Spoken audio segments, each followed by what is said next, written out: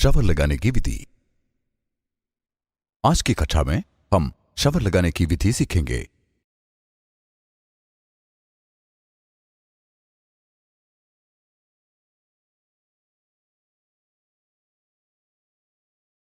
किसी भी फिक्सचर को लगाने का अर्थ है उसे उसके सभी भागों सहित पानी की सप्लाई जैसे किसी संस्थान के साथ जोड़ना ताकि उसे उपयोग में लाया जा सके। आपका स्वागत है। पिछली कक्षा में हमने शावर के कई प्रकारों और उसके काम करने के सिद्धांत के बारे में जाना। अब हम देखेंगे कि उसे लगाया कैसे जाता है।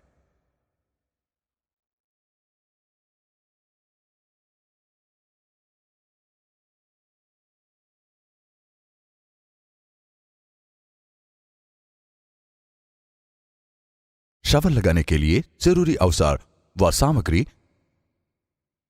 शावर को लगाने की विधि।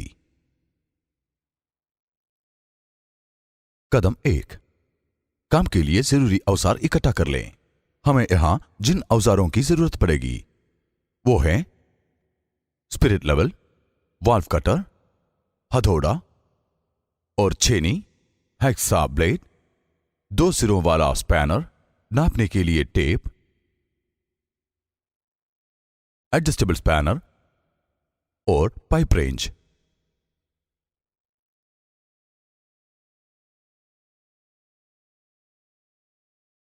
कदम 2, काम के लिए जरूरी सामग्री इकट्ठा कर लें। शावर लगाने के लिए आपको PVC pipe, pencil, stopcock, elbow, reducer tee, लाख, cement mortar, washers, Teflon tape, तेलों, PVC solvent cement, shower head, नल, प्लेक्स और बेयर निपल की जरूरत होगी।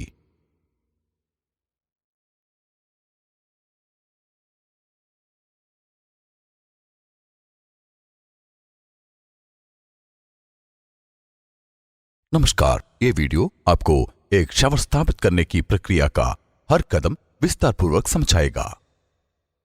स्थापना से पहले की जांच प्रक्रिया। 1, पाइपों की फैलावट ध्यानपूर्वक समझ लीजिए ताकि दीवार में चेस नामक कटाई अथवा छेद करते समय गलती से किसी पाइप को न काट दें। पानी के स्रोत का पता कर लें। ये सुनिश्चित कर लें कि बाल वाल्व बंद है। आइए अब शावर की स्थापना प्रक्रिया शुरू करें। एक रंगीन चौक या पेंसिल से दीवार पे 60 सेंटीमीटर की ऊंचाई पर निशान लगाइए।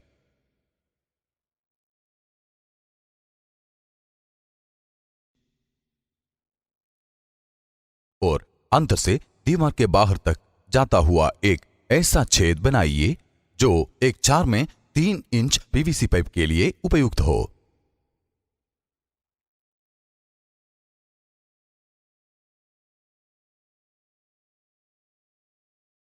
अब इस छेद के दोनों ओर एक स्पिरिट लेवल का प्रयोग करते हुए नीचे से ऊपर सीधी रेखाएं खींचिए।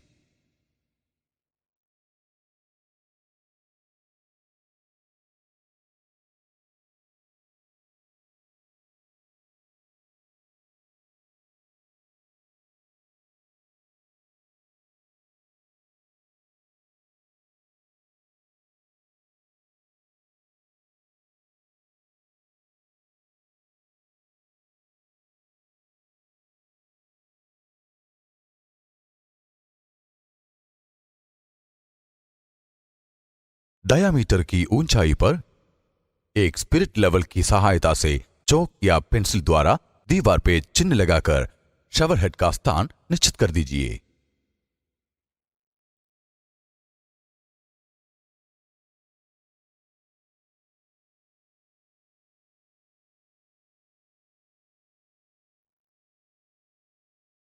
अगले कदम में इस चिन्ह तक ही दीवार में चेस नामक कटाई होगी।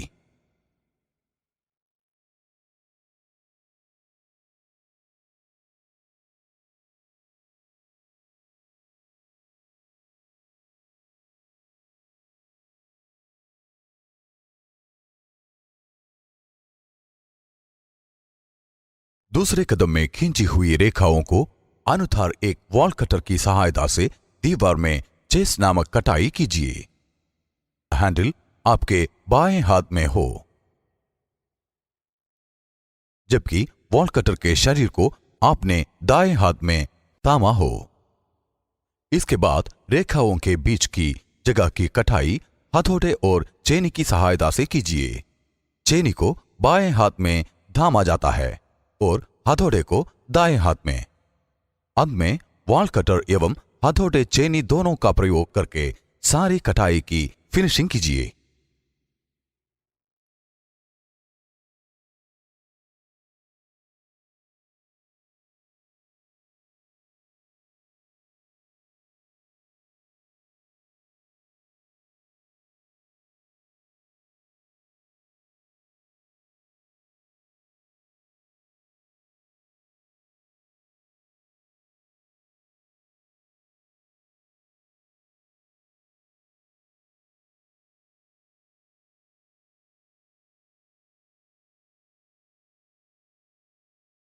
अब 75 सेंटीमीटर की ऊंचाई पे चौक या पेंसिल से चिन्ह लगाकर टोंटी का स्थान निश्चित कर दीजिए। इस नाप को लेते समय अगर फर्श की फिनिशिंग अभी बाकी हो तो टाइलिंग के लिए नीचे लगभग 5 सेंटीमीटर जगह छोड़कर 75 सेंटीमीटर मापें।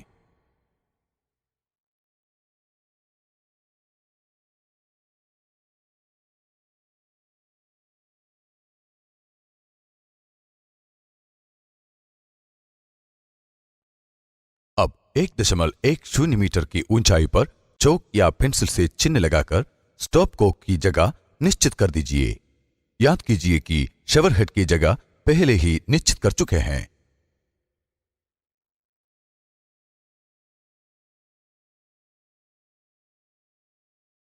अब हम 60 सेंटीमीटर की ऊंचाई पर किए गए छेद में एल्बो रखेंगे। अब हमें दीवार में किए गए छेद द्वारा अंतर से बाहर जाने वाले पाइप का टुकड़ा काटने के लिए उपयुक्त माप लेना है। इसके लिए पहले माप लेने वाली टेप को दीवार के बाहर की ओर अपेक्षित लंबाई छोड़ के छेद में रखिए। फिर छेद में एल्बो रखिए और माप लीजिए। इस वीडियो में हमारा माप 10 सेंटीमीटर का है, जिसमें 3 सेंटीमीटर अधिक लिए गए हैं, क्योंकि अभी दीवारों की पुताई नहीं हुई है। इससे यह सुनिश्चित हो जाता है कि दीवारों की पुताई के बाद ये कटा हुआ पाइप का टुकड़ा छोटा नहीं पड़ेगा। एक 4 में 3 इंच और 2 में 1 इंच पाइपों को जोड़ने वाले रिड्यूसर टी को 75 सेंटीमीटर ऊंचाई पे लगाए चिन्ह के पास हाथ में थामिए। 60 सेंटीमीटर की ऊंचाई पे किए हुए छेद में रखे एल्बो और हाथ में थामे रिड्यूसर टी के बीच की दूरी मापिए। यहां ये दूरी 13 सेंटीमीटर की है। अब टी एवं स्टॉप को के बीच की दूरी मापिए। ये यहां 31.5 सेंटीमीटर है। ये कार्य करने के लिए 2 लोगों की आवश्यकता पड़ती है। अब 4 में 3 इंच के पाइप को 2 में 1 इंच शवर की बाजू के साथ जोड़ने के लिए एक रिड्यूसर एल्बो को 2.5 मीटर की ऊंचाई पे सुनिश्चित शवर लगाने की जगह पर तामिए। अब स्टॉक को एवं इस शवर लगाने की जगह पे तामे हुए रिड्यूसर एल्बो के बीच की दूरी नापिए।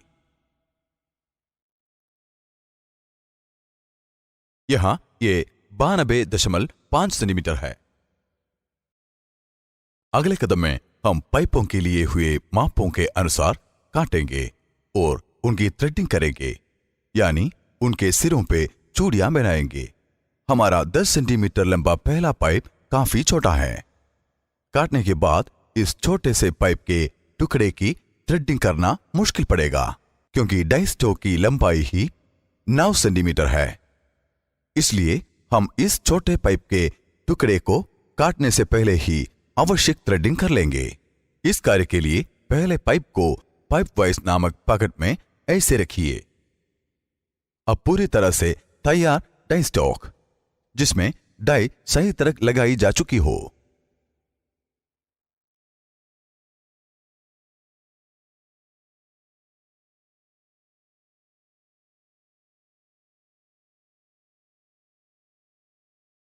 उसको पाइप पे रखिए और घुमाइए। इससे पाइपिंग की थ्रेडिंग हो जाती है।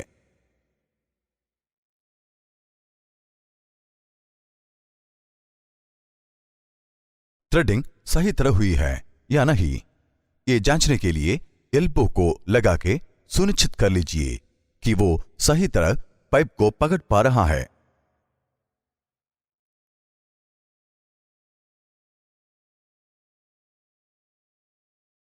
अब पाइप पे 10 सेंटीमीटर की लंबाई मापिए और कागज द्वारा निशानी लगाकर पाइप के टुकड़े को काट लीजिए। पाइप के दोनों किनारों की अब फाइल करके फिनिशिंग कर लीजिए।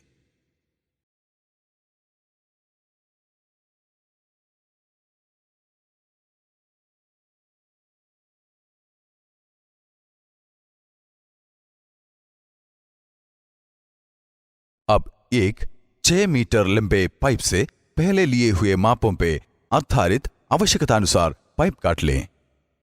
10 सेंटीमीटर ये पाइप दीवार में किए गए छेद द्वारा बाथरूम के अंदर से बाहर जाता है। इसे हम पहले ही काट चुके हैं। 13 सेंटीमीटर छेद पे लगे रिड्यूसर एल्बो से टी को जोड़ने वाला।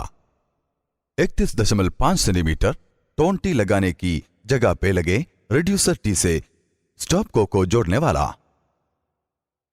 92.5 सेंटीमीटर स्टॉप को शवर लगाने की जगह पे लगे रिड्यूसर एल्बो से जोड़ने वाला। पाइपों की थ्रेडिंग कीजिए, यानी उनमें चूड़ियां बनाइए। पाइप की लंबाई अनुसार सही डाई स्टॉक चुनिए और पाइप को उसमें रख के सीधे हाथ घुमाइए।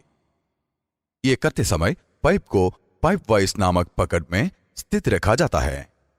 सबसे छोटे 10 सेंटीमीटर के पाइप के सिवाय बाकी सारे पाइपों के दोनों सिरों पे चूड़ियां बनती है, क्योंकि यह पाइप छेद द्वारा बाहर जाता है जहां इसे चिपकाया जाता है। इसलिए इसकी थ्रेडिंग सिर्फ एक सिरे पे ही होती है, यह जांचने के लिए कि चूड़ियां सही बनी है या नहीं। प्राथमिक व्यवस्थापन के रूप में फर्श या मेज पर पाइपों को reducer T, elbow, stop Coke एवं शवर वाले एल्बो से जोड़िए।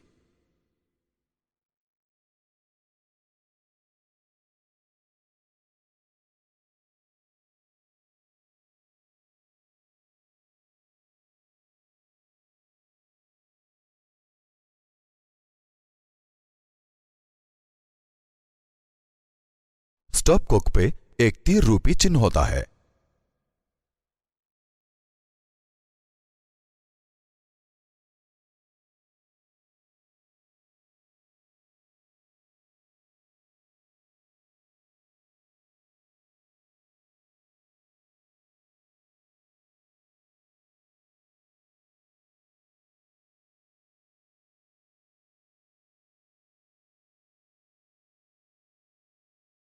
स्टॉप कॉक वाल्व इस प्रकार लगाएं कि तीर ऊपर की तरफ इशारा करके पानी के बहाव की सही दिशा दिखा रहा हो। शवर की प्राथमिक व्यवस्थापन संपन्न करने के लिए सारे भागों के जुट जाने पर यह सुनिश्चित कर लें कि वे सब सही सीध में लगे हैं।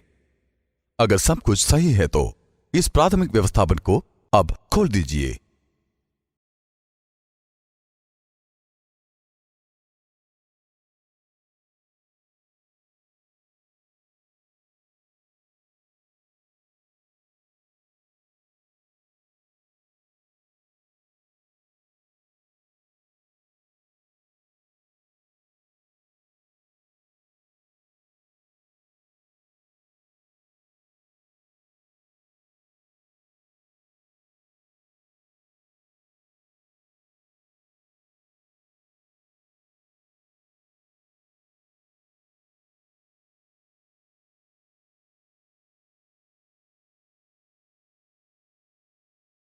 अब हम शवर लगाने के लिए तैयार हैं और शुरू से उसकी प्रक्रिया आरंभ करेंगे। पूरा ढांचा पहले एक मेज पे तैयार किया जाएगा। आप किसी भी सिरे से शुरुआत कर सकते हैं। या तो आप ऊपर से यानी कि शवर एल्बो फिटिंग से, फिर नीचे से यानी कि दीवार में किए गए छेद में जाने वाले एल्बो से। यहां हम ऊपर से शुरुआत कर सकते हैं।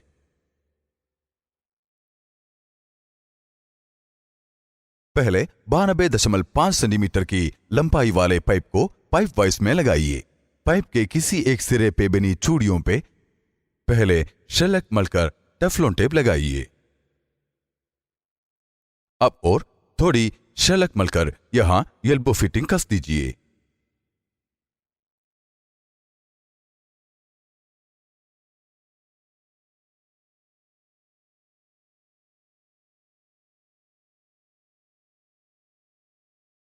एल्बो के दूसरे खुले हुए सिरे में निप्पल लगा दीजिए।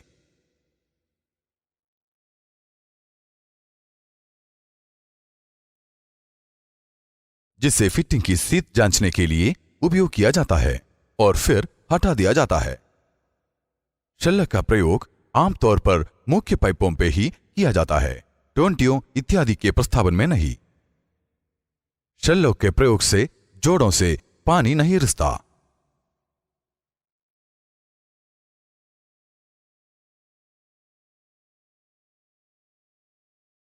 स्टॉपकॉक की खुड़ी अलग कर दीजिए। आमतौर पे खुड़ी अंग में लगाई जाती है।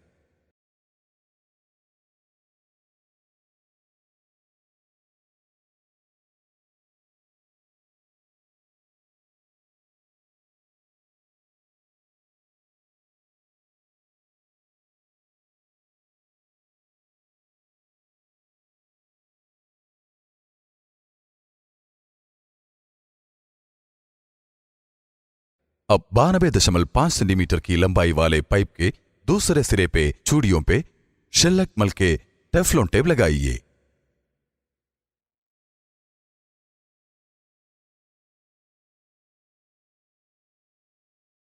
इस पे थोड़ी और शेलक मल के रेंच की मदद से स्टॉपकॉक वाल्व कस दीजिए।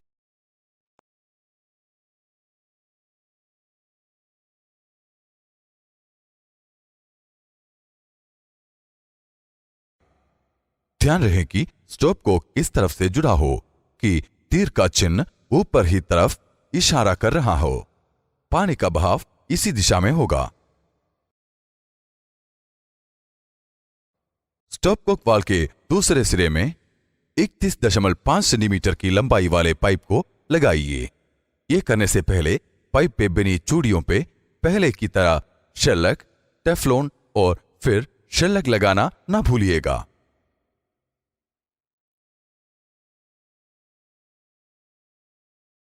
एक रंच का उपयोग करके जोड़ मजबूती से कस दीजिए। जरूरत अनुसार पाइप वाइस में पाइप की अवस्था बदल लीजिए। अब इस 31.5 सेंटीमीटर की लंबाई वाले पाइप के दूसरे सिरे पे बनी चूड़ियों पे शेलक, टेफ्लॉन टेप और फिर शेलक लगाने की रेड्यूसर कस दीजिए।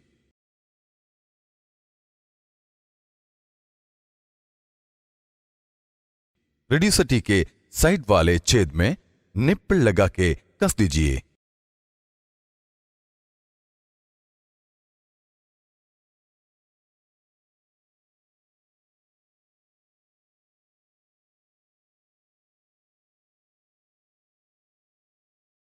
ये निप्पल बाद में सारी व्यवस्था की स्थिति जांचने के लिए उपयोग होके हटा दिया जाएगा।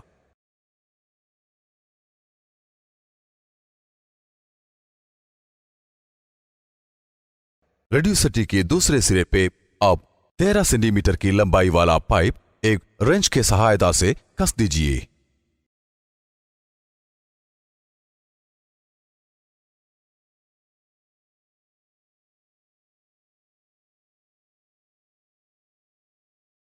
ये करने से पहले पाइप पे बनी चूड़ियों पे पहले की तरह शेलक, टेफ्लॉन और फिर शेलक लगाना ना भूलिएगा। इस 13 सेंटीमीटर की लंबाई वाले पाइप के दूसरे सिरे पे शेलक, टेफ्लॉन टेप और फिर से शेलक लगाने की प्रक्रिया करके वो एल्बो कस दीजिए जो दीवार में 60 सेंटीमीटर की ऊंचाई पर बने छेद में जाएगा। एल्बो के दूसरे छेद में अब एक निप्पल लगा दीजिए जो बाद में पूरी व्यवस्था की स्थिति जांचने में काम आएगा। ये निप्पल जोड़ को कसे रखने में भी मदद करता है। इस तरह हमने सारे पाइपों को पुर्जों यानी कि एल्बो, स्टॉपकॉक, रेड्यूसर टी एवं एल्बो सहित उनके आधारित स्थानों पे लगा लिया। अब हमें पूरी व्यवस्था की सीध जांचनी है। अगर सारी पाइप एवं पुर्जों सीध में हो तो 60 सेंटीमीटर की ऊंचाई पे किए गए छेद में जाने वाले एल्बो पे लगाया हुआ निप्पल अब हटा दीजिए और उसकी जगह 10 सेंटीमीटर वाले पाइप के टुकड़े को उसकी चुड़ियों पे शल्लक, टफलोन टेप और फिर से शल्लक लगाकर एक रेंच के सहायता से कस दीजिए।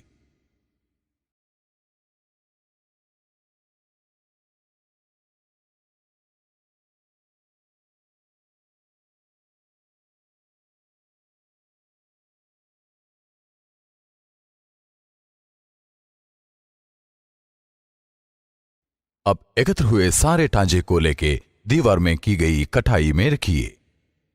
ये करते समय याद रखिए कि दीवार पे 2 सेंटीमीटर मोटी पुताई होगी, इसलिए ढांचे को कटाई से 2 सेंटीमीटर उभरा हुआ रहने दीजिए।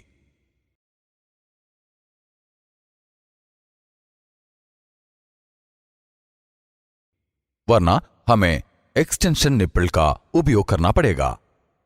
अब ढांचे की दोनों ओर कील ठोक दीजिए जिससे वो दीवार पे स्थित रहेगा।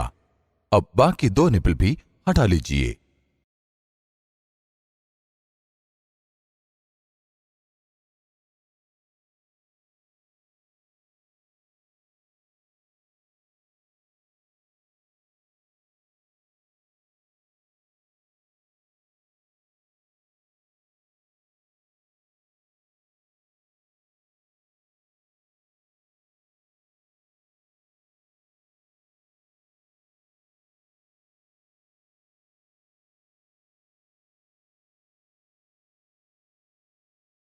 अब हमें टोंटी की जगह लगे रिड्यूसर टी और शवर की जगह लगे एल्बो के खुले छेदों में प्लग लगा के उन्हें बंद करना है। यह करने के लिए प्लग की चूड़ियों पे टफलोन टेप चटा के उन्हें इन छेदों में घुसा दीजिए और 2 हाथों वाले पाने की सहायता से कस दीजिए।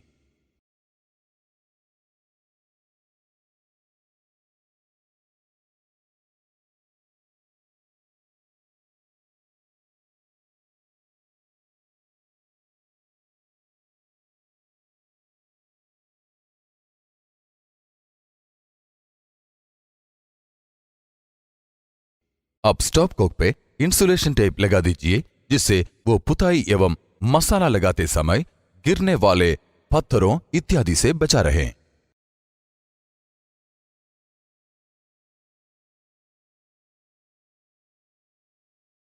अब एक हथौड़े और चेनी से टोंटी, स्टॉप कॉक एवं शवर की जगहों पे 5 चारों ओर थोड़ी खुदाई कर लीजिए। बाद में यहां मसाला भर के इन तीनों जगहों को मजबूत करा जाएगा।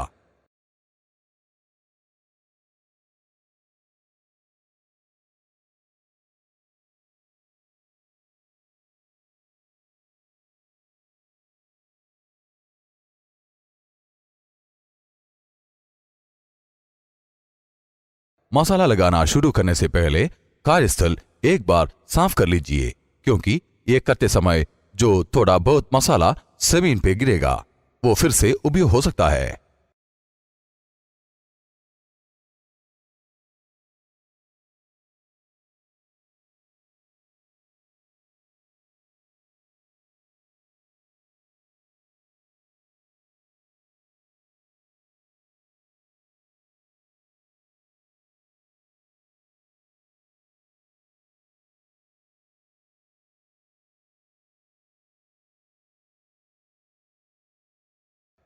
अब मसाला तैयार कर लीजिए।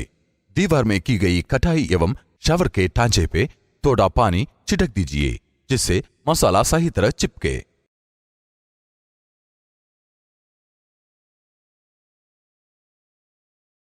अब जोड़ों की स्थानों के अतिरिक्त बाकी सारी जगह मसाला लगा दीजिए। यह मसाला शवर के ढांचे को अपनी जगह स्थिर रखने के लिए लगाया जाता है।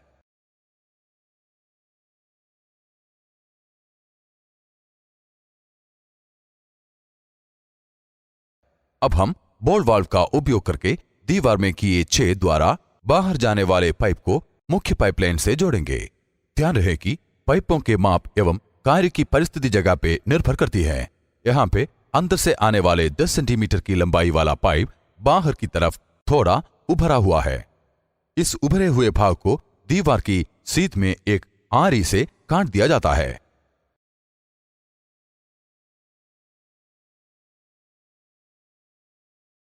अब एक हथौड़े और चेनी से इस पाइप के आसपास की जगह में थोड़ी खुदाई कर लीजिए। इससे पाइप को जोड़ने वाला एल्बो दीवार की सीध में सेट किया जा सकता है।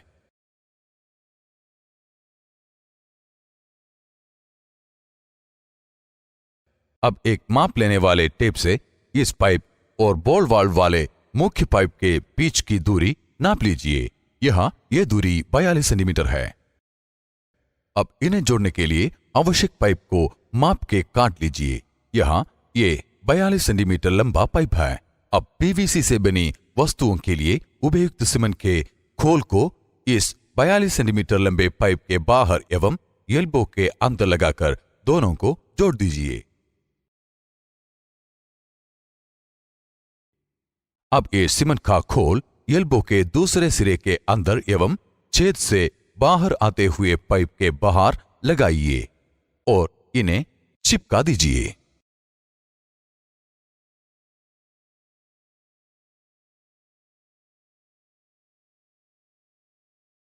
बॉल वाल्व वाले मुख्य पाइप को उपयुक्त जगह पे काट लीजिए।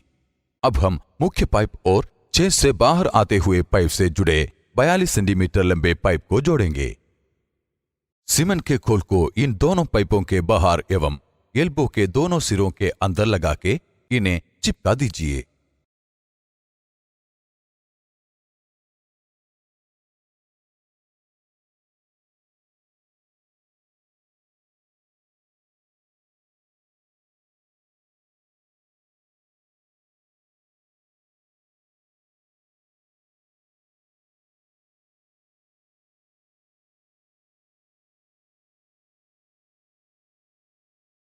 अब बॉल वाल्व खोलकर सुनिश्चित कर लीजिए कि पाइपों में कोई लीकेज नहीं है।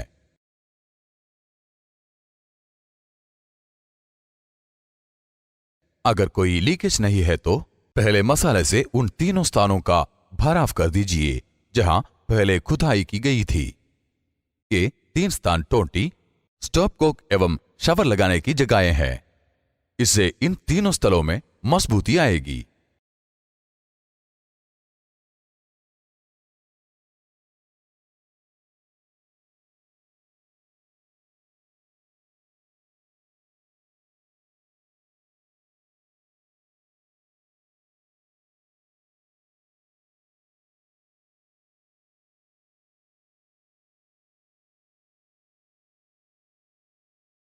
अब जो मसाला शावर के ढांचे पे चिपक गया हो उसे साफ करके कार्यस्थल की सफाई कर लीजिए।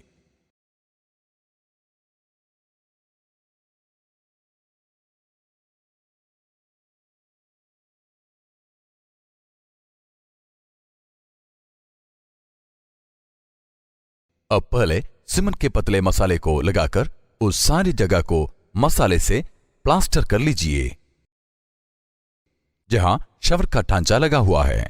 आमतौर पे ये एक मेसन यानी कि धवाई का काम है, लेकिन अगर नलसाज को आता हो तो वे कर सकता है।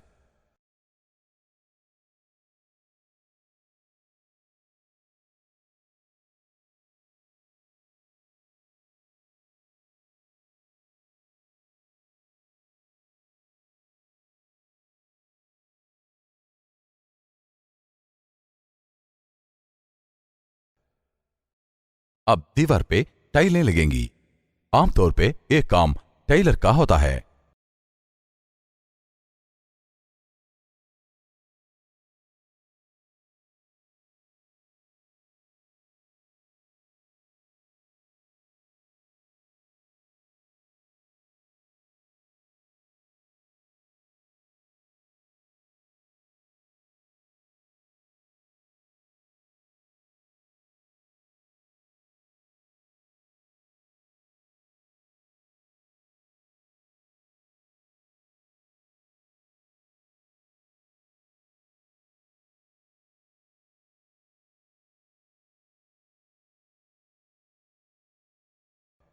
बाकी के सारे कदम कार्य समाप्ति के चरण में संपन्न किए जाएंगे।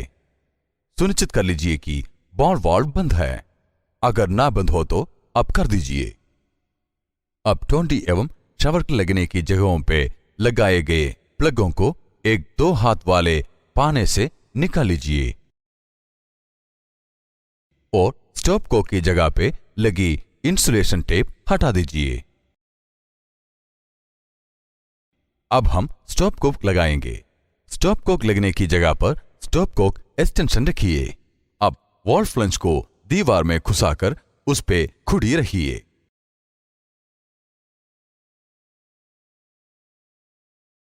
अब खुड़ी के बीचों बीच जो फिटिंग है उसे वॉल फ्लंज में कस दीजिए।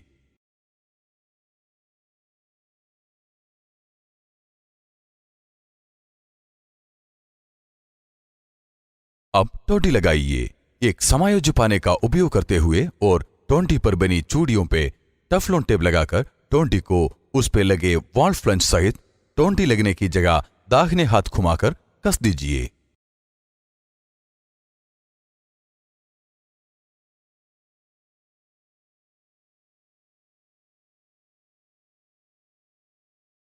वॉल फ्लंज को शावर की बाजू में रखकर और उस पे बनी चूड़ियों पे टफलोन टेप लगाकर उसे शावर लगने की जगह दाहिने हाथ घुमाकर एक पाने की मदद से कस दीजिए। शावर की बाजू को खरोंच, दाग इत्यादि से बचाए रखने के लिए पाने एवं उसके बीच एक पुराना कपड़ा रखना न भूलिए। अब शावर को उसकी जगह दाएं हाथ घुमाकर कस दीजिए।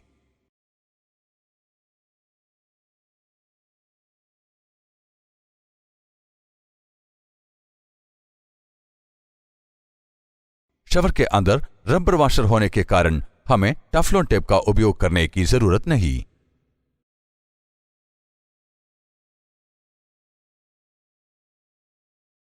बाल वाल्व खोल के सुनिश्चित कर लीजिए कि टोंटी, शावर एवं स्टॉप कोक में कोई लीकेज नहीं है।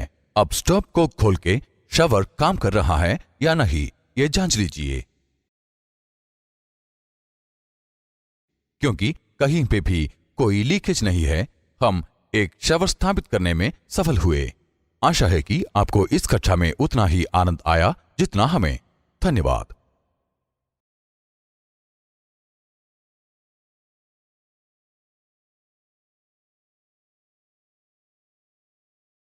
अभी हमने जो कुछ भी सीखा उसके ऊपर पूर्ण विचार करेंगे। पहला कदम, दीवार पर 60 सेंटीमीटर नापे और निशाना लगाए और दीवार के अंदर से बाहर तक छेद बनाए। दूसरा कदम, छेद के दोनों तरफ 2 सीधे लकीर बनाए और निशाना बनाए। तीसरा कदम, वॉल कटर के इस्तेमाल करते हुए जो 2 लकीर बनाए हैं उस पर काटे। चौथा कदम, टेप लगाने के लिए नापे और निशाना लगाए।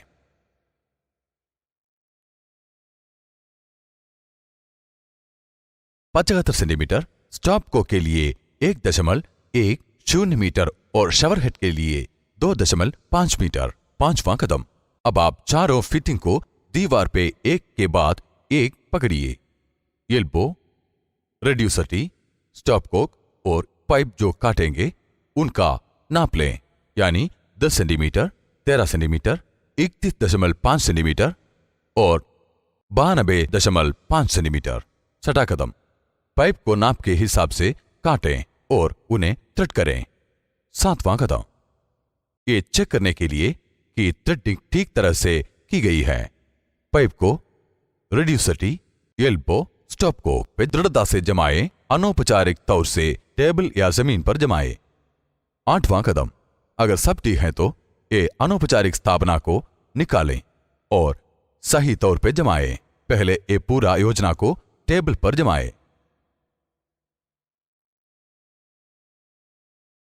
चारों जुड़ को एकजुट करने के लिए पहले मादा थ्रेड पे शेल लॉक लगाइए और फिर टेफ्लॉन टेप उसके ऊपर लपेटिए। फिर दोबारा शेल लॉक को डालते हुए हम जोड़ों को एकजुट करेंगे। 9वां कदम, अब आप पूरे जूत को समेत के दीवार में लगा दें। 10वां कदम, सब तरफ से कील को टोकिए ताकि ये मजबूती से दीवार पे टिके रहें।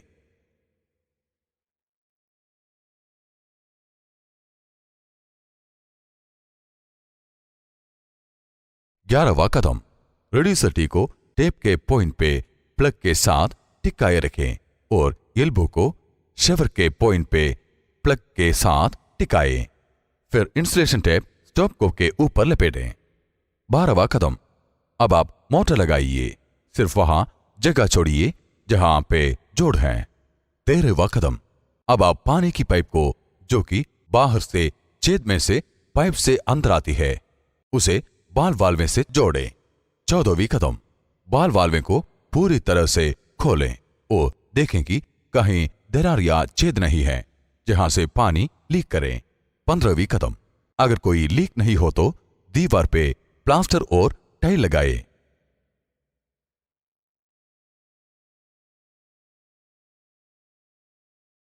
16वां कदम, बाल वाल्वे को बंद करें। 17वीं कदम, अब आप प्लग को एफटीए से निकालें और इंसुलेशन टेप को स्टॉप कोक से निकालें। 18वां कदम, अब आप टेप, स्टॉप कोक और शेवर हेड को स्थापित या जमाएं। 19वां कदम, अब आप बाल वाल्वे को खोलें और शावर के काम करने की निरीक्षण करें। काम के लिए जिस औजार की जरूरत हो वही इस्तेमाल करें, वरना पानी की सप्लाई लाइन को नुकसान हो सकता है। काम होने के तुरंत बाद औजार उठाकर एक तरफ रख दें। उन्हें फर्श पर न छोड़ें, क्योंकि आप खुद या कोई और लटखड़ाकर गिर सकता है। अब आप शेवर, उसके उद्देश्य तथा स्थापना की विधि के बारे में भली भांति जान गए हैं। यूं ही बेटिया काम करते रहिए, आपकी मेहनत जरूर रंग लाएगी। धन्यवाद।